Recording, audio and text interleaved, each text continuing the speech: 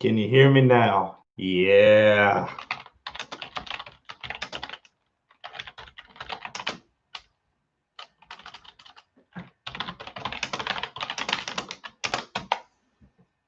Yes, sir.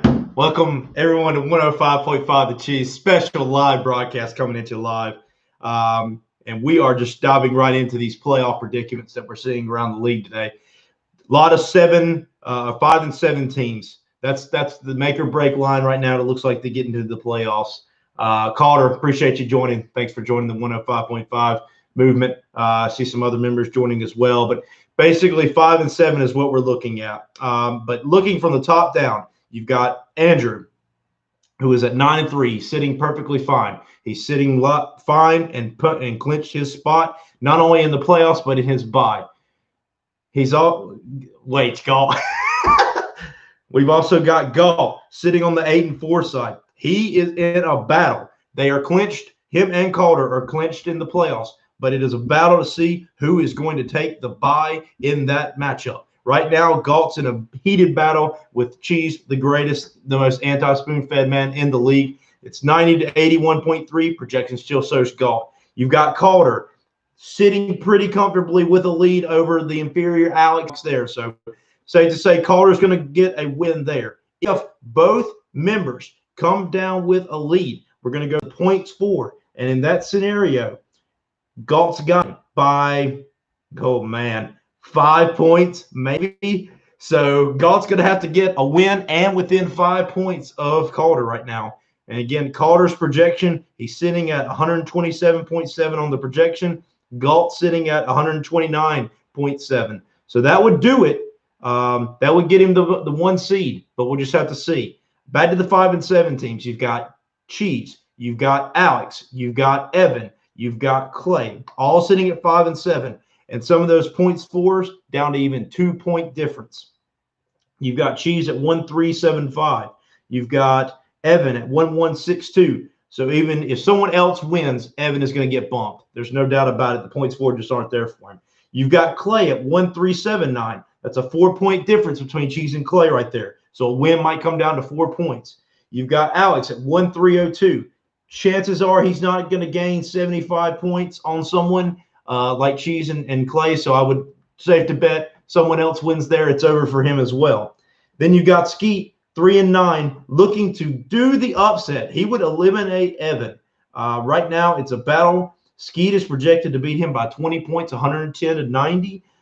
It is 78 to 73 right now, so we're just going to have to go down and check that out. Gary sitting right there with Clay. That's a high point game. Clay's 138.6 right now projected, 149.2. Even if Clay loses, he's still got a good chance to get in the playoffs just because if Cheese wins, he'd have to win by a margin of at least 5 or 6 points. Let's say that's just safely playing it. Now, here's something else interesting. We've got some 6 and 6 members. You got Gary and you got Scoggins, and they're actually both in a very competitive matchup. So right now, Scoggins is projected to only lose by 5-ish points. But if he loses, he would be dragged down with everyone else from the 5 and 7s at 1. And his points for, again, 2 to 3 point delta in the mix of everyone. So there's going to be a lot of shakeup right now in the 4, maybe not the 4 seed, but maybe the 5 and 6 seeds we're looking right now. So you've got, I lied. It might be the 4, 5, and 6 seeds. Right now you've got Andrew, again, clinch the bye, clinch the division. You've got Galt and Calder. They've clinched playoffs, but neither one has clinched the bye yet. We're waiting for the results today. You've got that takes care of the 1, 2, and 3s. You've got the 4 seed, which is Gary, again sitting at 6 and 6. If he takes a loss, he gets dragged down into the realm of unknown at this point. You've got Scoggins sitting at 6 and 6 as well in the 5 seed. Again, same situation. And Gary and Scoggins are actually in a big fight right now to secure the win going into the last week. And then you've got Clay, who is again in the hunt. So you really got everyone basically except for Skeet, because Skeet just tragically sucks, in the hunt for that last seed in the playoffs. It's going to be a tight race. We wanted to update you. We haven't been live in a few weeks, So I wanted to just get with you on that opportunities. Open it up to questions, discussions, anything like that. I'm going to send another reminder out to the actually, you know what? We're just going to send the link. We're just going to send it. We'll send it. Where is the send?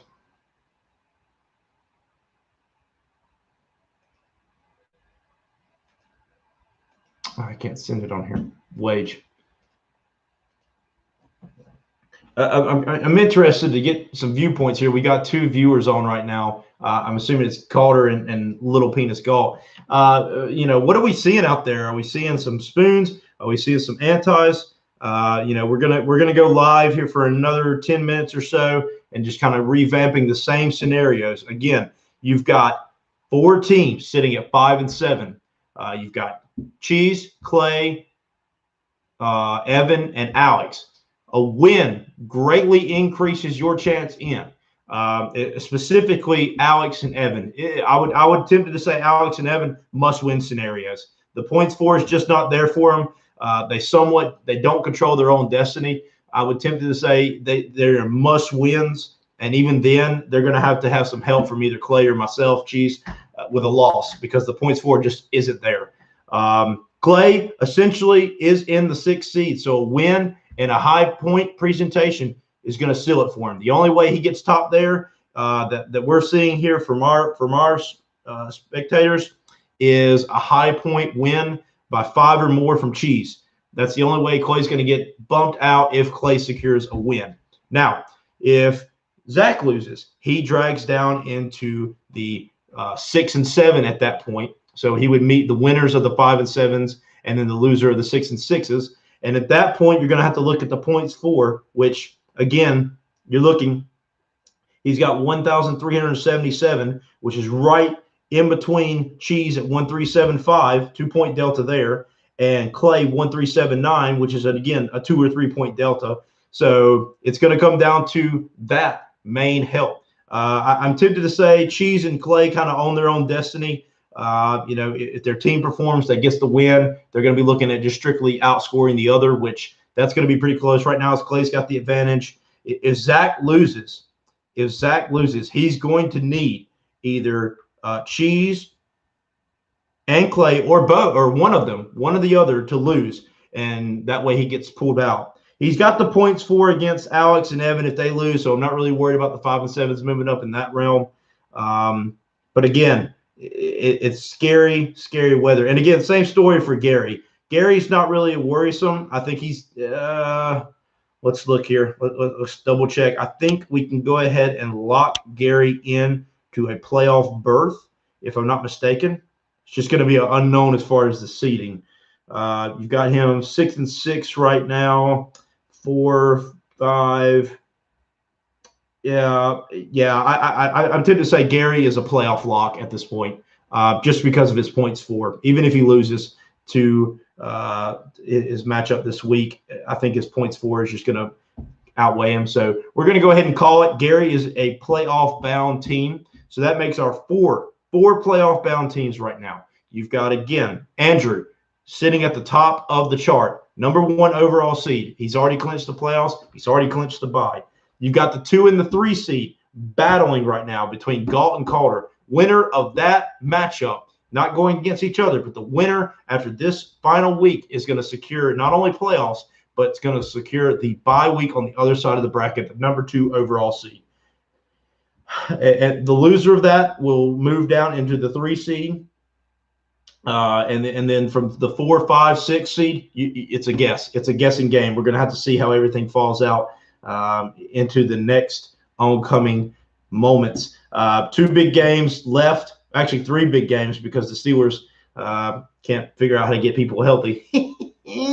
And that's going to be a Monday game at 5 o'clock. But, Sunday night, 8:20 game. We're just going to take it game by game. So you got, again, Galt versus Cheese. Implications have been mentioned multiple times. Right now, Galt does have the projected lead, projected win by 7 points, roughly.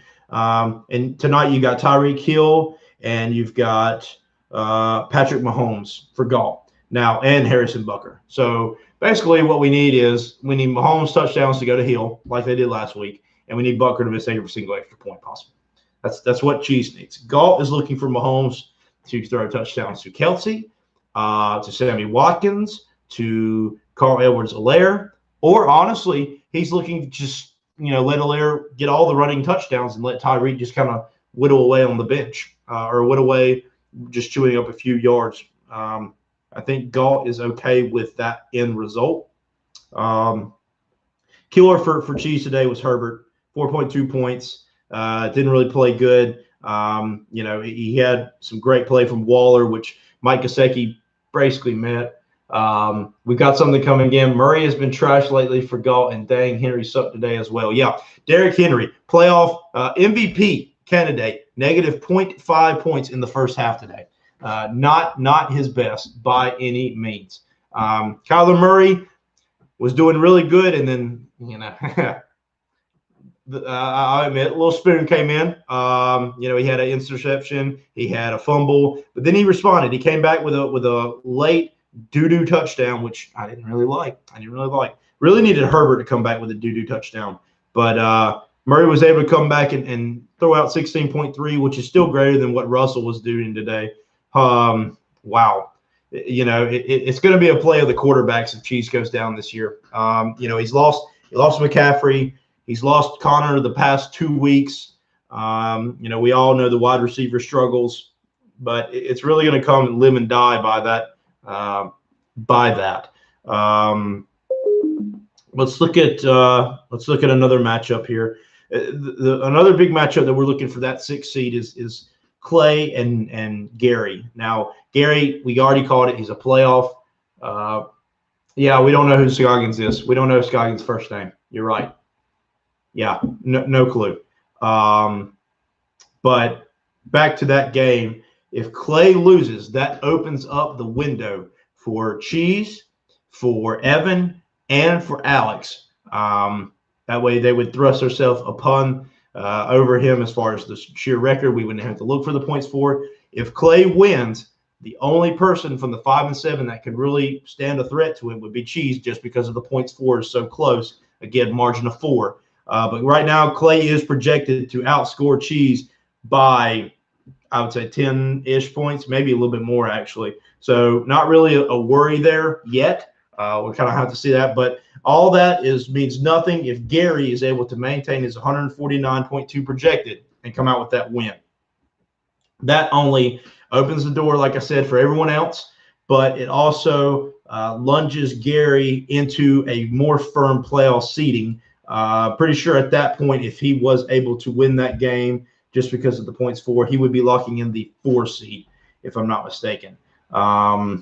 He's already in the 4 seed. Yeah, he would lock in the 4 seed essentially, which, for losing, I think it's 4 games in a row, not a bad feat to come back in the 4 seed. Gary was leading for a marginal part of the season. So we'll look at the predicted final standings. Andrew's been projected since draft day to be the 1 seed. Nothing's changed there. Clay has moved from the 2nd overall down to the 6th upon his just mediocre play. We'll call it that. Cheese Empire, again, injuries. Actually, I take that back. Clay did have Saquon Barkley go out, so that really did impact him. Kind of the same story with the Cheese Empire. McCaffrey, he started at the 3rd at the draft day, worked down to 7 now. Again, right on the bubble, the 7-6. McCaffrey, Connor, the list goes on and on. Galt has actually projected himself from 4th at draft day to 2nd. And again, he's in the battle for the 2nd and 3rd overall seed in the playoffs right now, depending on how that goes out. Scoggins, we don't know his first name, but he has been set at the 5 spot all the way through. He is still at 5. Again, a lot of things could change with a Scoggins loss, Scoggins win, Gary loss, Gary win, and then all the 5 and 7s looking into the projected as well. You've got Alex and Joe Mixon, who just, like Joe Mixon's rushing, has gone backwards. Started 6th, projected the draft, and now has fallen into 8th. Again, the only hope Alex has at this point is to secure a win, and he needs a Clay and Cheese loss. That's what he really needs. Evan, same story, 7th seed, the trash can. He was on the outside looking in from the beginning. He's down to the 9th seed. Similar story. He would, however, need Cheese, Grayson, and Alex to lose just because of the points for it, because Evan's team is so putrid.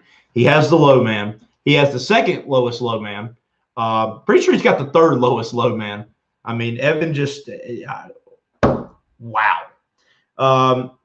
Gary has taken the adverse. I think he is actually – no, he has not. He was the second highest jump. He started 8th in the overall, and through trades and using all 42 San Francisco active roster members has moved himself into the 4 seed right now.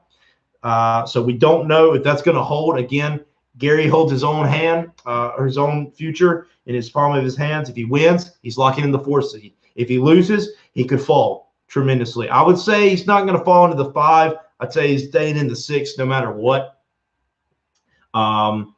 I'd say worst case 5th seed, best case 4th seed. We got another person coming in, Mr. Martin. Again, the only person to have locked in the bye so far, just looking at the sheer numbers.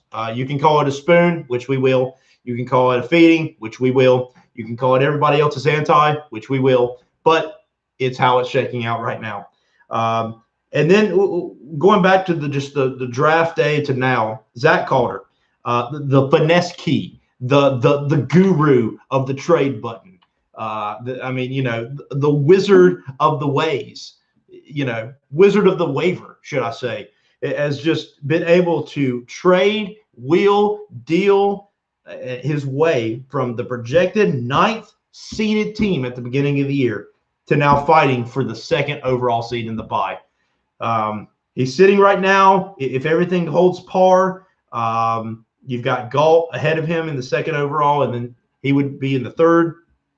But wow, what a change. And that's actually our newest member. He's going to win the Rookie of the Year award already this year. So, hands off, congratulations. He is winning just because he is the only rookie. He's not good. Let's get it out of the way. But again, and then, lastly, we have to end it off somewhere, ladies and gentlemen. Draft day, 10th seed, currently 10th seed. And I don't think no matter what happens, gonna be the 10th seed. Yeah, gonna be in dead last place this year is Skeet. I hate it for him. He's getting married. He just announced that he is expecting his first child. Congratulations. My present to you, a fantasy loss. It's not hard, but Skeet has somehow been able to wheel and deal his way out of things, and through injuries, through through everyone else just be sheerly better at fantasy football. He's been able to supreme. Now, looking at the streaks, and this is actually interesting. We had a large trade about 3 or 4 weeks ago that got a lot of stirring, got a lot of finessing going on. It was the Alvin Kamara and Derrick Henry trade, and there were some other people on there, which nobody really cares about those other people. But since that trade, both players involved, Calder and unknown name Scoggins, has been able to rattle off 4 wins. They're on a win-4 streak. And I think that actually ties the highest. Andrews is currently on a 4-win streak. I believe Gary was on a 4-win streak. If I'm not mistaken, Cheese got on a 4-win streak not too long ago.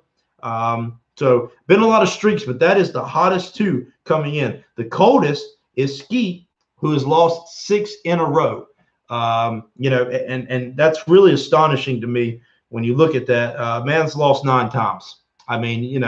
That's not even close to the Jets. So imagine how the Jets feel, especially after they lost that game today. Wow. But again, we're staying with this broadcast. It's going to be a live look into the playoffs right now. The playoff hunt, very tight. And what's very dangerous here is all these 5 and 7 teams, minus Evan and Alex, because Evan is just trash and Alex has Joe Mixon. You got to really watch out because Clay can get in there and do some damage, and so could Cheese.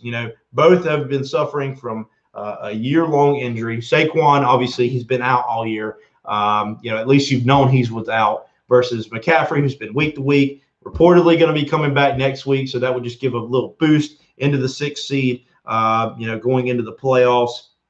So you just never know. If everything stayed right now, if everyone was able to maintain their own serve tennis perm, for all you sports fanatics, for all you ability to know sport terms, you've got, again, Andrew in the 1 seed. He's got a locked in bye. Then the next game would be No Name Scoggins and Gary. That would be the 5th seed and the 4th seed. And then keeping serve, Cheese would be out of the playoff hunt. So you'd have the Finesse Key, the trade guru, the Wizard of the Waiver, being the 3rd seed, playing Clay in the 6th seed. And that's going to be a scary game. I honestly, I wouldn't want to be the 3rd seed. I really wouldn't, because whether you're getting Clay or whether you're getting Cheese, you're going to get a team on the rise.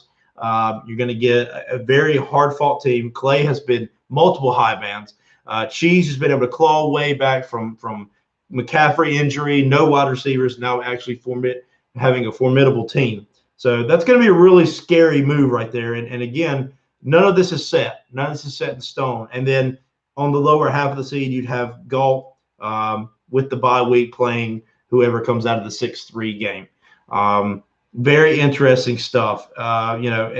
Andrew, honestly, would have an advantage right now. I don't know what's going to happen. I really don't.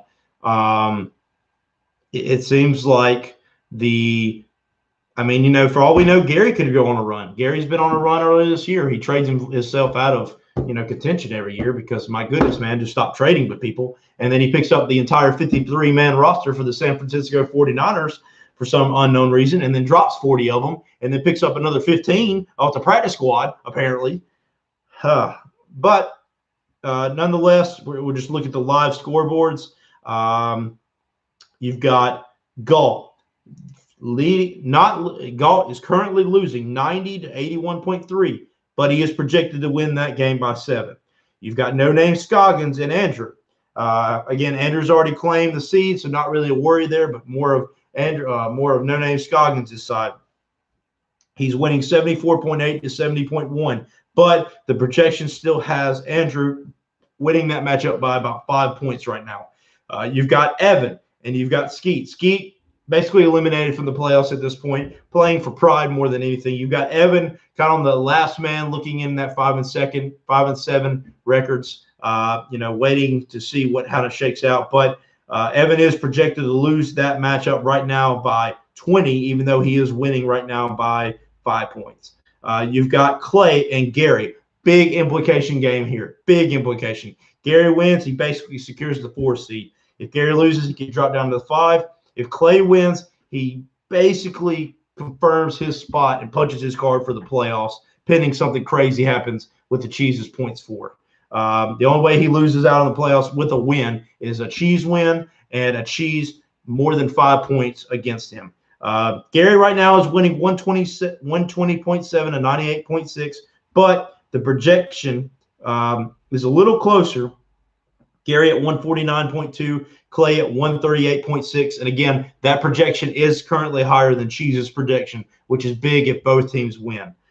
Then you've got another implication. This is for the 2 seed, the overall 2 seed, the bye into the first week. You've got the Finesse Key Galter at 112.2 versus Alex and Joe Mixon. The fact that he's got Joe Mixon in his team name should automatically demerit 30 points, which you can see right now it is 71, and his projected is only 88.6 to Calder's 127.7. So, tempted to say that Alex's run into defending his title is over. Again, Alex shouldn't have even won last year with Derrick Henry getting mobbed by other people and sitting championship week and not getting the spoon feeding and the rightful owner of the division, the Cheese, into the championship. But that's neither here nor there. We'd have to go check our record books, fellas, but I think Alex would be the first champion to not make the playoffs the next year. In a 4 or 5 year league right now, I think that would be a first. So that little trophy econ right beside his that putrid name of Mixon is about to get stripped officially out of the playoffs. Good luck in the contemporary bracket. But again, a lot of football left to be played. You still got, I think it's 4 or 5 games, if I'm not mistaken. You've got the Broncos and Chiefs tonight at 8:20. You've got the Steelers and the Squealers and the Washington Professional Football Team. Yes, the Squealers are going to brag about going 12-0 against a 4-7 team that can't even think of a name. Just put that in perspective. You've got the Bills and the 49ers Monday at 8:15. And then you've got the Cowboys and the Ravens at 8:05 on Tuesday. Nobody's really going to be looking for that other than whoever has the Ravens, because let's face it, who has Cowboys? But that could come back into play. Let's see what all games. So actually, Cheese and Galt are going to go into Tuesday. Galt's got Elliott, and Galt has Marquise Brown. So you're going to see 2 players in that game go into Tuesday. So that's going to be a late call game. Probably get a lot more as far as official seeding before that actually sums it up, just based on how everybody else will play, since that's going to be a Tuesday game. Speaking of Galt, we'll just look at the 2 overall. You've got Calder, who has both of his last players playing Monday, so we'll know what Galt's number to beat, so to speak, is moving for that. And again, they have the same record, so if one wins, one loses, then you'll be looking at whoever's going to be the 2 seed. If they are able to both win or if they both lose, oh, man, it's a 5-point delta. So we're going to have to go down to the points for on that. That's going to be huge. You got 1404 for Galt, 1,399 on the dot for Calder. So it's going to come down to points for in that scenario. Right now, projected wise, let's look. Galt is projected at 129. Calder is projected at 127. So with both winning right now, as projections see, Galt would hold on to the number 2 overall seed and thus get the bye. Wow, that is a big time. You're going to see a lot of eyes from the Calder camp looking at the Galt game and vice versa on that. Again, that's pretty much a rundown of the entire playoffs, where we're seeing it right now. We might go live again after or during the game tonight if anything crazy happens. Never know what's going to really shake down. With the Chiefs being on the field, you never know. You never know. So again, thank you for everyone tuning in. Definitely want to keep eyes on it. Again, if there's anything further that we need to look at tonight or down the road, it will obviously be brought up, or it will be in the group text, one or the other. Thank you for everyone coming live, watching us here, commenting, making statements, making this league fun this year. It really has been a pleasure. And a lot of exciting things to look forward to in the new year as well, or the new fantasy year, hopefully post COVID-19. Of course, it won't be post spoon feeding, but what can you do? Andrew's in the league, so what can you do? As always, give us a follow. 105.5 The Chess, Instagram, Twitter, Instagram by Skeet. That's by Skeet. And then on our Twitter is Alex_Mixon finally gotcha. It's Alex_Mixon finally gotcha. Thank you again for tuning in. Be sure to check out this video. It is going to be recorded, so we should be able to put that up live for you. And appreciate, as always, your support for the channel. And with that noted, Galt, you get fed. Calder, you lack. Evan, you're still trash. Skeet, I mean, what can I say other than your record? It does the insults for you. Alex, drop Joe Mixon. Don't ever draft Joe Mixon again. Please. Please. We don't want to bash you. We really don't. We want you to be successful in this league. But when you draft Joe Mixon in the first round, I mean, you're forcing my hand. You're forcing my hand today to say nothing but mean things, because it's true. It's true. Drop him, trade him, do something with him in the contemporary bracket, because it don't matter anyway. The highest you can finish is 7th. So just, leave it there. That's going to do it for us. Y'all have a wonderful night, and we'll either talk to you tomorrow or later on tonight.